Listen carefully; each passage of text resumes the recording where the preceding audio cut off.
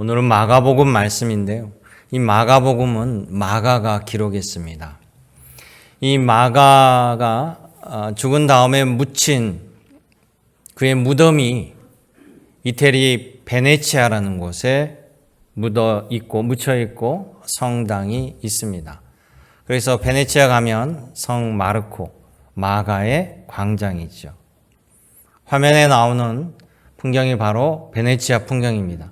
물론 여러분들도 가보셨고 또 산 마르코 광장도 보셨을 겁니다. 매우 아름답죠. 바다 위에 세워진 수상 도시입니다. 완도보다 넓은 이 지역을 바다 위에다가 인공적으로 침목을 박아서 세운 도시입니다. 놀랍죠. 그러니까 베네치아는요, 차가 없습니다. 공해가 없죠. 모든 걸 배로, 수로로 다녀야 됩니다. 왜 이렇게 힘들게 만들었을까요? 관광지로서는 최고이지만 그들의 관광의 목적으로 저것을 만들었을까요? 그렇지 않습니다. 살기 위해 만들었습니다. 생존하기 위해 하려고 저 도시를 세웠습니다. 로마 제국 당시 저 베네치아는 이탈리아 반도에 있었고 당연히 로마 제국에 포함되어 있었습니다. 그 로마 제국의 경계는 북쪽으로는 라인강으로 펼쳐져 있는데요. 그 라인강 위쪽에는 게르만 민족이라고 하는 그 민족들이 살고 있었습니다. 게르만 민족은 한 8개 이상의 부족이 됩니다. 잉글로족, 섹슨족, 또 반달족, 고트족, 프랑크족, 이게 다 게르만 민족이에요. 그들이 그 지역의 북쪽에 살고 있었고 간간히 로마 제국 땅을 넘보기도 했으나 로마 제국의 군사력 때문에 그들이 침범하지는 못했습니다. 그런데 이 게르만 민족이 너무나 공포에 떨면서 밀려서 로마 제국으로 도망쳐 올 수밖에 없는 사건이 벌어져요. 그것은 그 북방 또 동편에 중앙아시아 지역에요. 훈족이 살고 있었는데 이 훈족이 서쪽으로 서진을 하면서 이 놀란 게르만 민족이 이 훈족을 피해서 살기 위해 로마 제국을 쳐들어오게 되고 밀려 들어오게 되고 베네치아까지 오게 되고 또 훈족도 베네치아 육로까지 오게 되니까 살려고 바다로 나간 거예요. 이 훈족은 유목민입니다. 배를 할 줄 몰라요. 그러니까 우리 예전에 몽고군이 쳐들어올 때 왕이 어디로 도망갔죠? 강화도로 도망갔잖아요. 그런 것처럼 저 바다로 뛰어들어서 수상도시를 만든 겁니다. 이 훈족은요, 역사적으로 보면 스키타이족, 그리고 흉노족, 돌골족, 이 훈족 다 같은 혈족이에요. 같은 형제 계열이에요. 그들이 동진에서는 신라까지, 그래서 신라의 김씨 왕조는 흉노족의 후예라고 하죠. 그리고 서진을 했을 때 그들이 나중에 헝가리와 터키 그리고 이 훈족으로 남게 됩니다. 이들의 특징은요, 말을 기가 막히게 잘 다룹니다. 말을 타고 다니면서 활을 쏘는데 천하무적이에요. 누구도 그렇게 말을 잘 다스린 사람이 없습니다. 당대 최고의 문명국가 로마 제국 시대, 당대 모든 나라들이 바지가 없었어요. 전부 미니스커트, 로마 군인들 미니스커트 입고 다녔죠. 아니면 통으로 짜는 원피스만 입던 시절에 이 스키타이족이 가장 먼저 바지를 만들고 나타난 민족이에요. 왜요? 말 타고 다니면서 전쟁하고 약탈을 해야 되니까 이 치마가 거추장스러워. 그래서 이 바지를 구하는 민족. 우리 조상들하고도 관련이 있죠. 그들이 말해서 얼마나 전투력이 강력하냐면 우리 고구려 벽화입니다. 고구려 벽화 보면 저 위에서 활을 쏘잖아요. 말 위에서. 말을 타고 전면에서 활을 쏘는 게 아니라 등을 뒤로 돌려서 활을 쏘는 거예요. 그러니까 이 유목민으로서 저들은 막강한 전투력과 신출귀몰한 말 다루는 기술을 가지고 있었던 거예요. 2009년에 중앙대 연구진이요, 신라의 지배층 무덤의 DNA를 한번 조사한 적이 있습니다. 흉노족과의 DNA 일치를 밝혀내기 위해서 조사를 했는데 놀라운 결과가 발생한 거예요. DNA 100%가 스키타이족하고 일치해버린 거예요. 그보다 더 고대 같은 혈종이었던, 그만큼 저 북방에서 수많은 나라들에게 영향력을 끼친 게 바로 이 훈족입니다. 이 훈족은 서진을 하면서 내려오니까 화들짝 놀란 게르만 민족이 로마 제국 안으로 밀려들어올 수밖에 없다고 그랬잖아요. 결국에 나중에 서로마 제국이 멸망하게 되고 저 프랑크족이 자리 잡은 프랑스가 된 거예요. 잉글로 섹슨족이 들어가는 섬이 영국이 되는 거고, 그리고 반달족은 한 바퀴 돌아서 티니지로 가게 되고요. 고트족은 로마로 가기 시작해요. 그들이 다 장악했어요. 그래서 이 게르만족의 인종의 특성은 머리가 노랗고 눈이 파랗고 등치가 큽니다. 우리가 알고 있는 일반적인 유럽인들, 백인들이죠. 그들이 다 게르만 민족이에요.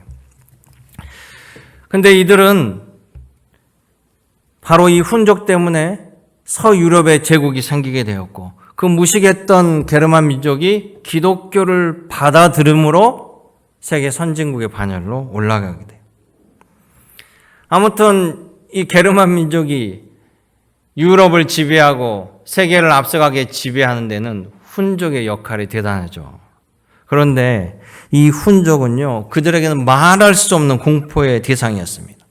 지금도 유럽인들은 우는 아이에게 훈족이 온다 그러면 아이가 울음을 뚝 먹칠 정도로 그들의 DNA 속에는 훈족에 대한 공포감이 새겨져 있어요. 훈족이 워낙 전투력이 막강하고 또 훈족은 워낙 잔인하게 정복했기 때문에 우리보다 힘이 월등한 대상, 슈퍼 울트라 초능력자를 만나게 되면 누구나 두려워할 수밖에 없습니다. 항상 세상은 강한 자가 약한 자를 흡수하거나 정복하거나 노예로 삼아요. 놀라운 능력, 초능력을 가지고 있다는 것은 마음만 먹으면 언제든지 우리를 해할 수 있다는 것이죠. 그에게 선한 의지가 없다라면 우리는 그를 막을 방법이 없다는 것입니다. 그래서 두려운 거예요. 자, 그런 의미를 가지고 오늘 마가복음서 9장을 보는데요. 이 마가복음서 1장부터 9장까지 오기까지 예수님의 기록이 되어 있는데, 이 예수님의 기록을 보면요, 예수님은 어마어마한 능력자라는 사실이에요.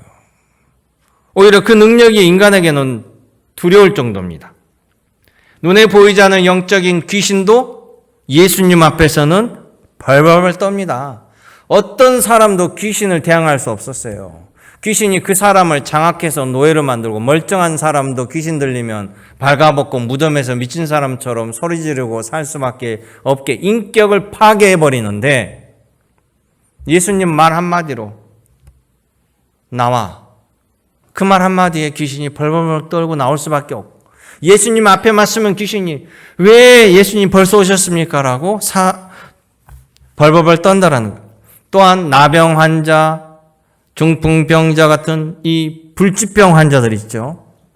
난치병, 치유할 수 없는 그들. 예수님, 내가 원하노니 고침받기를 원한다. 바로 치유됐습니다. 말 한마디로 그들은 다 고침받았습니다. 심지어 예수님이 옷자락만 만져도 능력이 빠져나가 치유돼 버렸어요. 태풍급이 몰아와도 예수님이 스탑하면 멈춰버린 거예요. 바람도 사라져버립니다. 심지어 죽은 아이도 살려내십니다. 물리도 걸으시죠. 그런 예수님이 제자들 데리고 베드로와 야고보와 요한을 데리고 높은 산에 오르셨어요. 높은 산에 오르신 장면이 9장에 시작합니다. 높은 산에 오르셨더니 예수님이 온 몸에서 눈이 부신 광채가 나면서 변하기 시작합니다. 베드로와 야고보가 요한이 입을 벌리고 다물지 못하면서 그 광경을 떨면서 쳐다봅니다. 그랬더니 그들이 존경하던 조상 모세를 불러서 예수님이 말씀하고 계시고 승천했던 엘리야도 불러서 함께 대하고 있습니다. 9장 2절의 말씀이에요.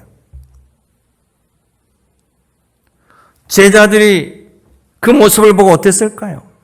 제자들은요, 9장 6절에 보니까 극도의 공포에 떱니다. 6절이에요. 이는 그들이 몹시 무서워하므로 그가 무슨 말을 할지 알지 못함이더라. 아멘. 또 오늘 읽었던 본문 9장 32절도 예수님은 뭐 물어보면 깜짝깜짝 놀랄 정도로 두려워해요. 어마어마한 능력을 가진 분, 그분이 어떠한 분인지 알지 못하잖아요. 그분이 만약 악한다라면, 그분이 만약 우리를 없앤다고 한다면 누가 대항을 할 수 있겠습니까? 예수님은 능히 그런 힘과 능력을 가진 분이라는 사실이에요. 예수님의 마음은 어떻게 알 수 있을까요? 예수님의 말씀과 행동을 통해서 예수님이 어떤 분이시구나를 우리는 알 수 있어요. 오늘 말씀을 통해서 예수님이 보여주신 예수님의 그 마음을 여러분 함께 보시길 원합니다. 첫째 보면은요, 예수님 뭐라고 얘기하냐면 9장 33절 이후에 예수님은 우리 보고 서로 섬기는 자가 되라고 합니다. 능력자가 우리 보고 섬기래요. 그 능력자가 우리를 먼저 섬겨 주셨다고 말씀하십니다. 오늘 성경에 보면 변화산에 내려와서 갈릴리 호수에 있는 가버나움이라는 동네에 들어가십니다. 우리는 이스라엘 땅을 안 갔다 오신 분들이 많기 때문에 지명을 얘기하면 뭐가 어디인지를 전혀 알 수가 없지요. 저 역시 그 전에는 그랬습니다. 머리로 외우고 이렇게 했었는데요. 실제 보면 여러분들 그냥 너무나 쉽게 알 수 있을 텐데, 저기 보면 이스라엘 지도입니다. 갈릴리 호수인데요. 꽤 큰 호수입니다. 둘레가 60km가 되는데요. 이 갈릴리 호수가 워낙 크니까 사람들이 바다라고도 불리기는 했어요. 그런데 민물이에요, 민물. 실제 바닷물은 아니고 우리로 따지면 호수죠. 갈릴리 호수니까. 그런데 그 주변에, 갈릴리 주변에 여러 도시들이 있습니다. 그리고 워낙 호수가 크니까 거기서 물고기 잡는 어부로 살았던 것이 제자들이고요. 거기 보면 저 위쪽에 가버나움이라는 도시가 있습니다. 예수님이 저 가버나움, 벳세다, 또 게네사렛, 막달라, 갈릴리 해변 동네를 다니시며 집중적으로 말씀과 이적과 놀라운 치유의 역사를 행하신 곳이 바로 저 갈릴리 주변이에요. 자, 갈릴리 동네 예수님이 제자들 그 3명을 데리고 내려오셨어요. 변화산에서 갈릴리 동네에 들어가는데 이 제자들이 서로 뭐라고 하는 거예요. 그래서 예수님이 도대체 무슨 얘기를 하느냐라고 물어봤더니 서로 제자들이 누가 예수님 앞에서 큰 자냐, 그러니까 누가 예수님 앞에 더 1인자냐, 더 사랑받냐부터 해가지고 더 옆에 쓸 수 있냐, 이런 것들을 쟁론하고 있었다는 거예요. 이게 뭔 말입니까? 결국 사람들의 속물적인 근성이죠. 예수님의 능력은 두려워하면서도 최측근이 되고자 하는 마음, 예수님의 힘과 능력을 이용해서 나도 어떤 지위를 얻어서 남보다 우월해지고자 하는 마음, 완장차고자 하는 마음, 그러면 마음을 가지고 서로 이야기하고 있었다라는 거예요. 그런데 예수님은 전혀 다른 말씀하십니다. 같이 읽어볼까요? 35절. 예수께서 앉으사 12제자를 불러서 이르시되 누구든지 첫째가 되고자 하면 무사람의 끝이 되며 무사람을 섬기는 자가 되어야 하리라 하시고, 아멘. 예수님은 오히려 우리에게 너희는 섬기는 자가 되라, 이것이 더 복 있는 거고 이것이 곧 주님이 원하는 마음이라는 거예요. 나도 너희를 섬기니 하나님도 너희를 섬기니 너희는 굴림의 자리를 탐하지 말고 섬김의 자리를 나아가라는 거예요. 여러분 열왕기상 19장에 보면 엘리야 선지자가 나옵니다. 이 엘리야 선지자는 정말 능력이 많은 선지자였어요. 엘리야 자체가 능력이 있던 것이 아니라 엘리야를 선지자로 부르신 하나님께서 임무를 부여했기 때문에 엘리야에게는 그 많은 능력과 권한을 부여하셨어요. 엘리야는 기도하면 3년 6개월 동안 가뭄이 와버리고, 엘리야가 기도하면 비가 내려버리고, 엘리야가 기도하면 하늘에서 불이 내려서 이단의 재물을 불살라버리고, 그 놀라운 이적을 행한 것이 바로 엘리야입니다. 죽을 사람 살려내고. 그런데 이 엘리야가 하나님의 말씀 사역을 해나가는데 너무나 사람들이 악한 거예요. 말씀을 듣고 빨리빨리 깨우치고 돌아오면 좋은데 말씀을 듣고 깨우치기는커녕 핍박하고 죽이려고 하고, 그런데 일반 시민들이 그렇게 하더라도 마음이 아픈데 아왕, 이사벨 왕 권력자들이 총력을 다하여 자기를 죽이려고 하니까요. 나중에는 엘리야가 하다 못해 지쳐버려요. 방진돼 버리죠. 그래가지고 그냥 자기 역할을 안 해버립니다. 길바닥에 들어 누운 거예요. 하나님 나 못해요. 나 하나님 더 이상 못 갑니다. 나 힘들어서 못 가요. 여러분 누구에게 자녀에게 뭔 심부름을 시켰어요? 뭐 중요한 일이니까 심부름을 시켰는데 이 자녀가 하다가 귀찮다고 힘들다고 들어 누워가지고 나 못 가. 땡깡 부리면 여러분 어때요? 화나지 않아요? 저만 화납니까? 화나죠. 빨딱 일어나. 뭐 하는 짓이야? 그럴 거 아니에요. 엘리야가 그랬어요. 그랬더니 하나님께서 야, 이 선지자에게 선지자 임명을 권한을 줬더니 선지자가 일을 안 하고 누워서 로뎀나무에 누워서 자기 데려가 달라고 땡깡이나 부린다고 하나님께서 그를 벌 주거나 때리거나 그러지 않았다라는 사실이에요. 성경에 보면 그런 엘리야 머리맡에 숯불에 구운 떡과 물을 친히 준비해 주시고 천사를 통해서 엘리야를 먹이고 입히고 섬겨주셨어요. 이거 먹고 기운 내서 엘리야 보고 저 산 위로 올라오라고 그래라. 내가 그에게 긴히 할 말이 있다. 그래서 엘리야가 그거를 먹고 기운을 차리고 산 위에 올라가서 하나님을 만나서 하나님의 위로함을 받고 다시 내려온 거예요. 우리 하나님은 이런 하나님이에요. 우리 하나님은 우리를 섬겨주신 하나님이에요. 예수님도 마찬가지입니다. 여러분 예수님의 그 마음을 받으시기 바라요. 예수님은 이렇게 얘기합니다. 나는 마음이 온유하고 겸손하니 나의 멍에를 메고 내게 배우라. 그리하면 너희 마음이 쉼을 얻으리니. 할렐루야. 주님의 겸손함이 오늘 여러분들을 먼저 섬겨주심을 기억하시길 원합니다. 두 번째 보여주신 예수님의 마음은요, 우리에게 이 복음에 대한 목적을 분명히 알고 이 복음에 대한 포용성과 열린 마음과 서로 함께 협력하여 선을 이루는 마음을 잃지 말라라고 우리에게 당부해 주신다는 거예요. 본문 38절에 보면 사도 요한이란 제자가 예수님께 이렇게 얘기해요.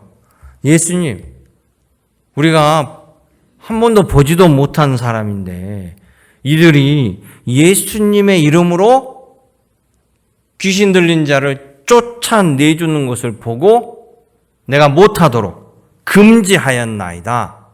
넌 누구냐? 하지 마라. 라고 금지했다라는 거예요. 저 잘했지요? 라고 물어봤어요. 예수님 뭐라고 그랬을까요? 예수님의 답이 39절에서 40절입니다. 예수께서 이르시되 금하지 말라.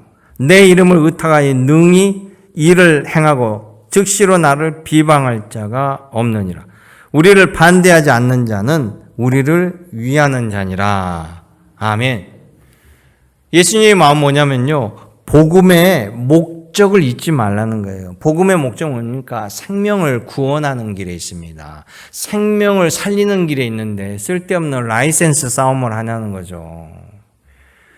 여러분, 사도 바울이요. 이방인의 선교자로, 전도자로 임명받고 소아시아 지역에 복음을 전하러 갔습니다. 지금의 터키 지역에 가면서 복음을 전하고 나중에 그리스로 빌립보로 넘어가서 또 복음을 전하고 교회를 세웠어요.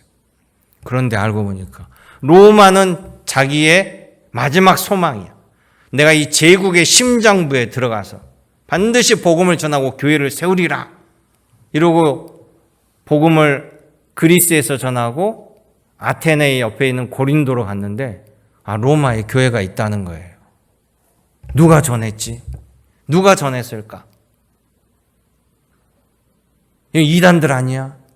이런 마음이 아니고 그 로마를 향하여 그들에게 부족한 복음에 대해서, 예수님의 가르침에 대해서 보강하여서 자세하게 적어서 보낸 서신이 바로 로마서입니다. 로마서.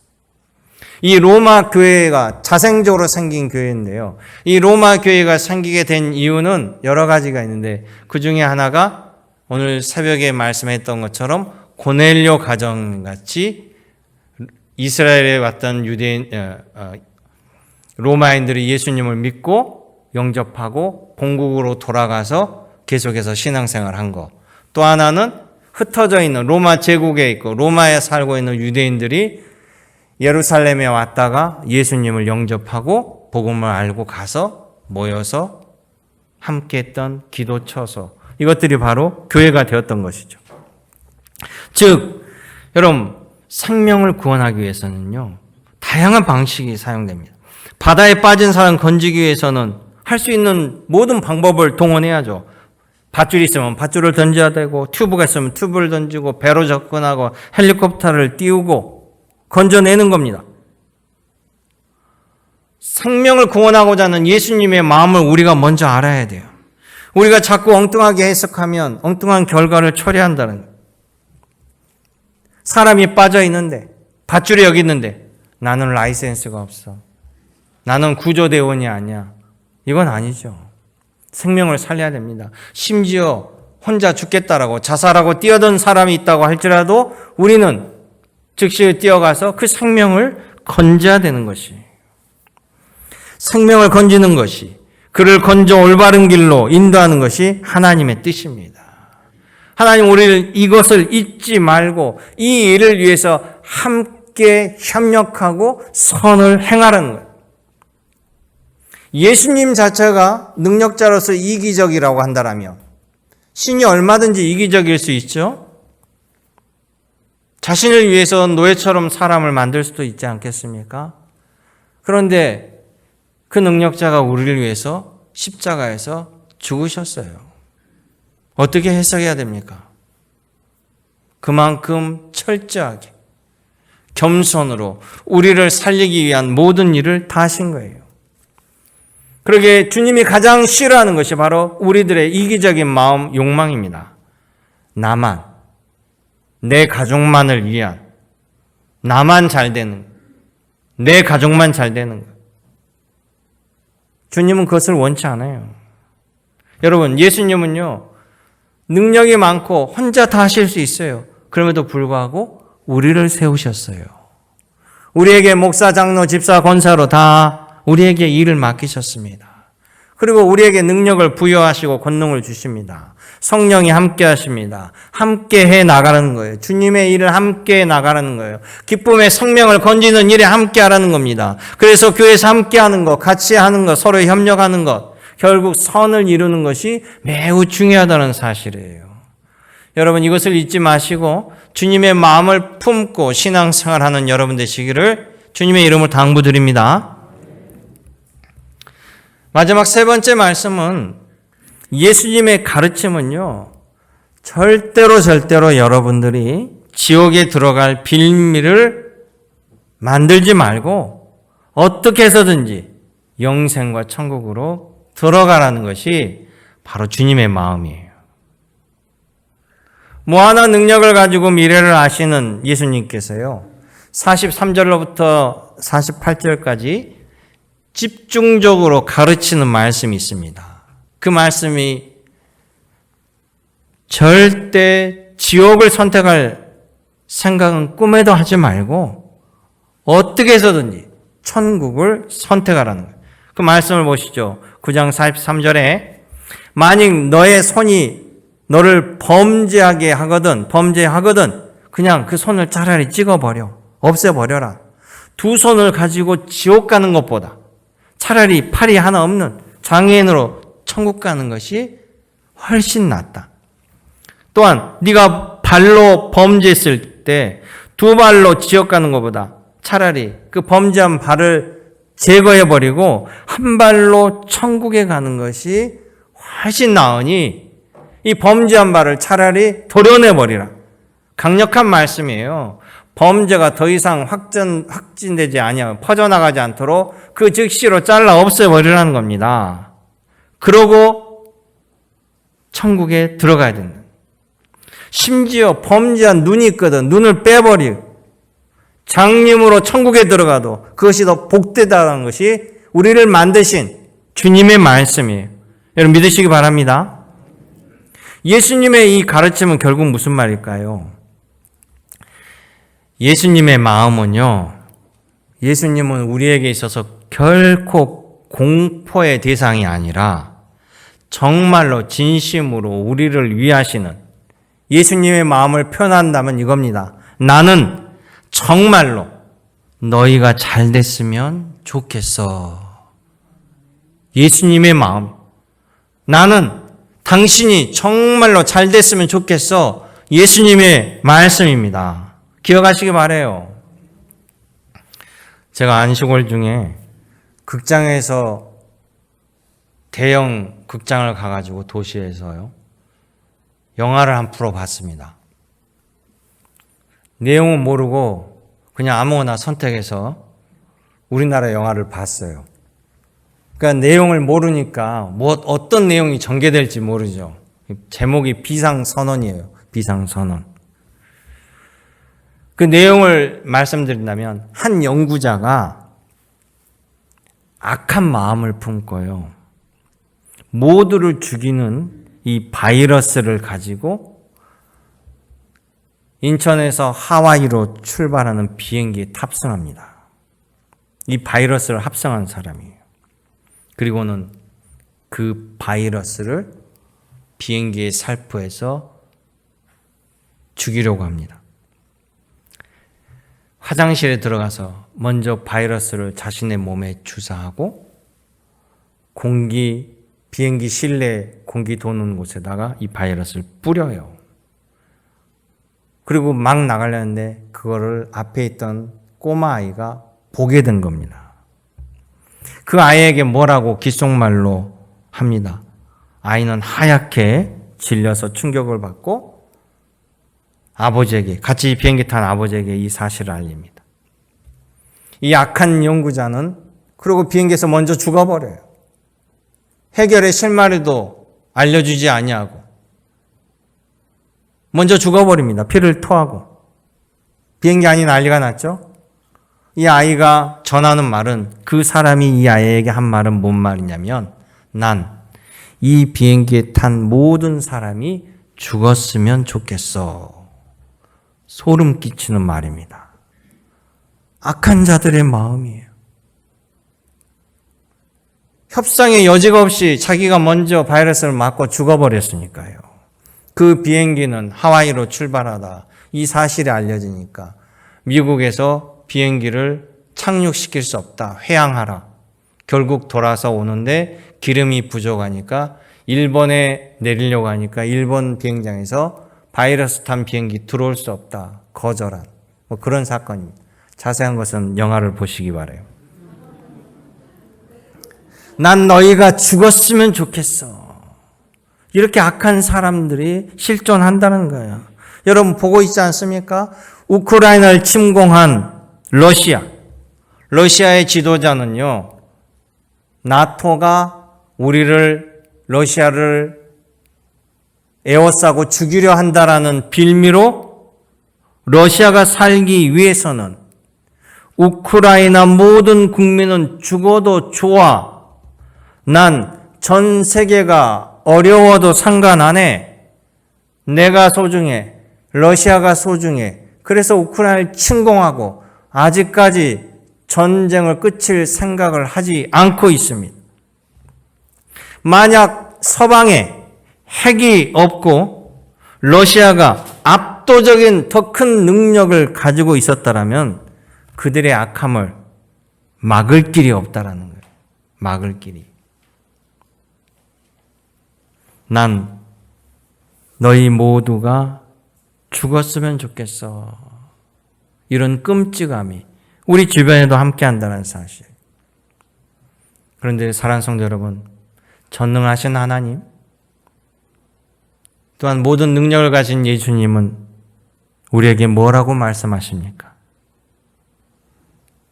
난 정말로 너희가 잘 됐으면 좋겠어. 우리 화면을 보고 난 내가 행복했으면 좋겠어. 한번 외쳐볼까요? 난 내가 행복했으면 좋겠어. 한번 양옆에 사람들 쳐다보고 한번 하세요. 난 네가 행복했으면 좋겠어. 할렐루야. 주님이 말씀하시는 거예요. 천장로야, 마곤사야, 방집사야. 우리 교인은 없어요. 전목사야. 난 너가 잘 됐으면 좋겠어. 그러니 잘 되는 길로 가기를 바래. 너희가 꼭 천국에 오면 좋겠어. 아멘. 주님의 마음입니다. 나를 향한 예수님의 마음입니다. 여러분 그 마음을 꼭 받으시길 원합니다. 사랑하는 성도 여러분, 하나님은 여러분들을 사랑하십니다. 예수님은 여러분들의 영혼을 건지십니다. 성령님 오늘도 우리를 생명의 길로 인도해 주십니다. 주님이 인도하신 그 선한 길을 따라 주님과 동행하는 우리 믿음의 완도 제일교회 되시기를 주님의 이름으로 축원합니다. 기도하겠습니다. 참 좋으신 아버지 하나님, 때로는 연약하고 두렵고 또 걱정과 근심에 쌓인 저희 심령 위에 오늘도 주님이 나와 함께 하시고 내 기도를 들으시고 가장 좋은 길로 인도하심을 믿습니다. 나를 향한 주님의 마음을 듣게 하여 주심을 감사드립니다. 예수님의 이름으로 기도드립니다. 아멘.